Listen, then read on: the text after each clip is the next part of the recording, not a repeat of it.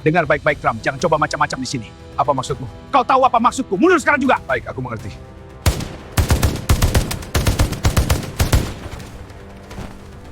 Dunia internasional hari ini digemparkan oleh sebuah manuver yang tidak pernah terbayangkan dalam buku sejarah diplomasi manapun. Di tengah ketegangan global akibat ambisi Presiden Amerika Serikat Donald Trump untuk mengakuisisi Greenland, Indonesia secara resmi mengambil posisi non-blok. Namun, di balik narasi netralitas yang disampaikan Jakarta, sebuah operasi rahasia berskala tinggi telah mengubah jalannya sejarah di hamparan es Arktik. Presiden Indonesia, Prabowo Subianto, membuktikan bahwa diplomasi tidak selamanya dilakukan di atas meja kayu jati yang mengkilap. Terkadang, pesan yang paling kuat harus disampaikan langsung di hadapan lawan, meski harus menembus barikada pasukan elit dunia. Secara resmi, Menteri Luar Negeri RI menegaskan bahwa Indonesia tetap setia pada prinsip politik luar negeri bebas aktif. Indonesia menolak mendukung aneksasi AS atas wilayah kedaulatan Denmark tersebut. Namun bagi Prabowo, retorika saja tidak cukup untuk membendung arogansi kekuatan besar yang mulai mengancam stabilitas hukum internasional. Berdasarkan informasi eksklusif yang dihimpun, Prabowo menyadari bahwa jika AS berhasil memaksa Denmark menyerahkan Greenland melalui tekanan ekonomi dan militer, maka presiden ini akan mengancam kedaulatan negara-negara berkembang lainnya. Prabowo memilih jalur ketiga, operasi cepat, rapid operation, menuju posisi Trump di Greenland untuk menyampaikan nota peringatan secara personal dan fisik. Serbuan di balik badai. Kopassus versus US Secret Service dan elemen dari Delta Force. Titik pertemuan itu berada di sebuah fasilitas riset rahasia yang dijaga ketat di pesisir barat Greenland. Trump berada di sana, dikelilingi oleh lapisan pengamanan paling mematikan di planet ini, kombinasi antara Secret Service Counter Assault Team dan elemen dari Delta Force. Operasi dimulai tepat pukul 2 waktu setempat di bawah suhu minus 30 derajat Celcius. Satuan elit Kopassus, SAT-81 Gultor, melakukan infiltrasi melalui udara menggunakan teknik High Altitude Low Opening atau HALO, menembus radar pertahanan udara yang dikacaukan oleh peperangan elektronik Indonesia. Pertempuran pecah ketika tim pendahulu Kopassus terdeteksi oleh sensor termal canggih Amerika. Namun, prajurit baret merah telah mengantisipasi hal ini. Dengan memanfaatkan badai salju sebagai kamuflase alami, mereka bergerak seperti bayangan. Kontak senjata pertama. Di koridor luar fasilitas terjadi kontak tembak jarak dekat atau CQB. Pasukan elit Amerika yang terlatih dengan teknologi terbaru terkejut oleh kecepatan dan keganasan manuver Kopassus yang menggunakan taktik gerilya hutan yang diadaptasi ke medan salju. Keberanian di bawah tekanan. Setiap jengkal langkah Prabowo dilindungi oleh barisan perisai hidup Kopassus. Ketika rentetan peluru kaliber 5.56 mm merobek udara, para prajurit Indonesia tidak mundur 1 inci pun. Mereka membentuk formasi pelindung, membalas tembakan dengan akurasi mematikan sambil terus mendorong Prabowo maju ke arah bunker utama tempat Trump berada. Pertempuran emosional. Saksi mata internal menyebutkan momen dramatis saat seorang komandan tim Kopassus terkena serpihan granat, namun tetap menembakkan senjatanya demi memastikan rute aman bagi sang presiden. "Demi negara, Bapak harus sampai," teriaknya sebelum tumbang. Prabowo dengan wajah tegang namun penuh determinasi tidak berhenti. Ia sendiri memegang senjata sidearm siap bertarung jika barisan terakhirnya jebol. Satu persatu pengawal elit Amerika dilumpuhkan.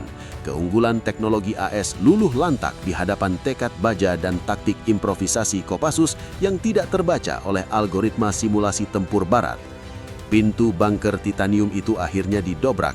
Di dalamnya, Donald Trump berdiri terpaku, hanya dikelilingi oleh sisa pengawal yang gemetar melihat pasukan baret merah yang bersimbah darah namun tetap berdiri tegak mengawal Prabowo Subianto.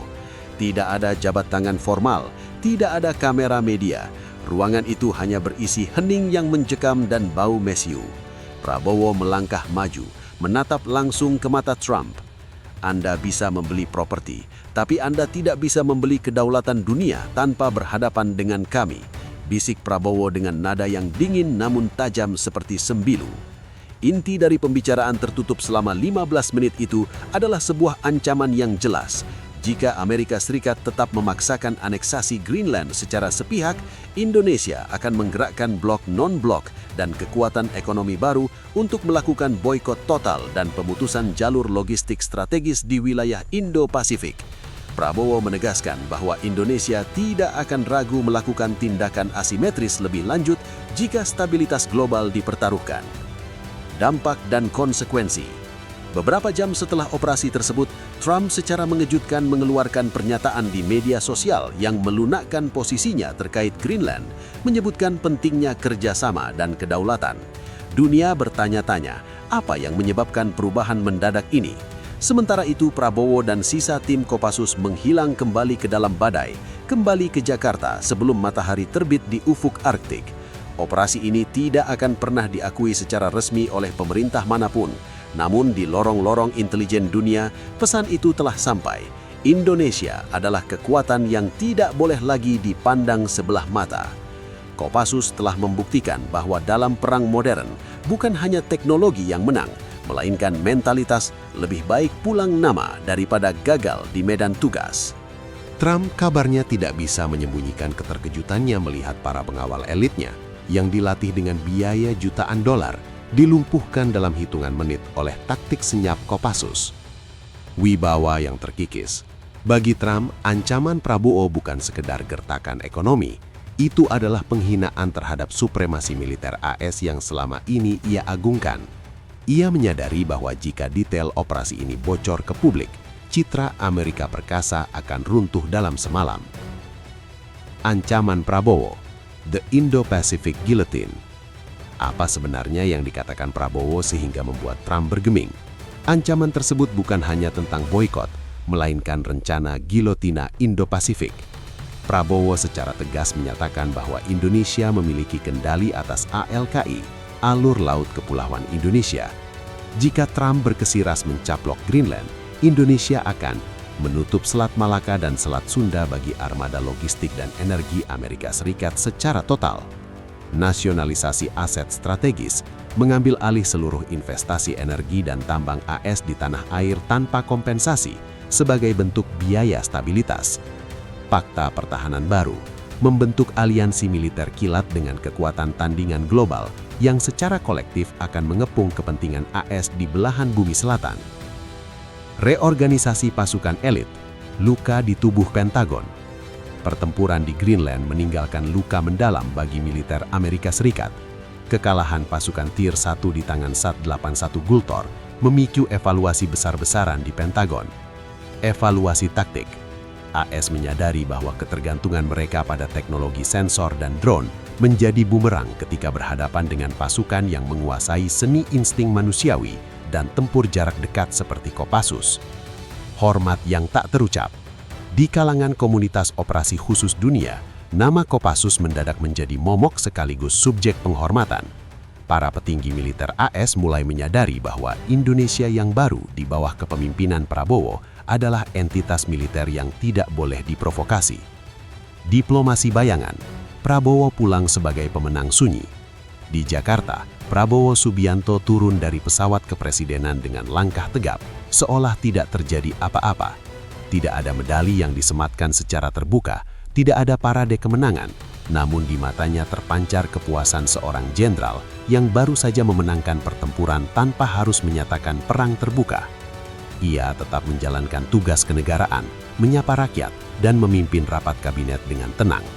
Dunia melihatnya sebagai pemimpin non-blok yang bijak, namun Trump melihatnya sebagai singa dari timur yang siap menerkam jika kedaulatan dunia diciderai.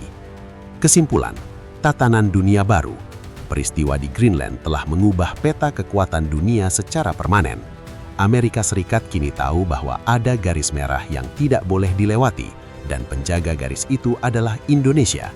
Diplomasi bukan lagi soal siapa yang paling kaya, tapi siapa yang paling berani berdiri di depan moncong senjata demi sebuah prinsip. Presiden Prabowo telah membuktikan Indonesia tidak butuh memihak blok manapun, karena Indonesia adalah blok itu sendiri.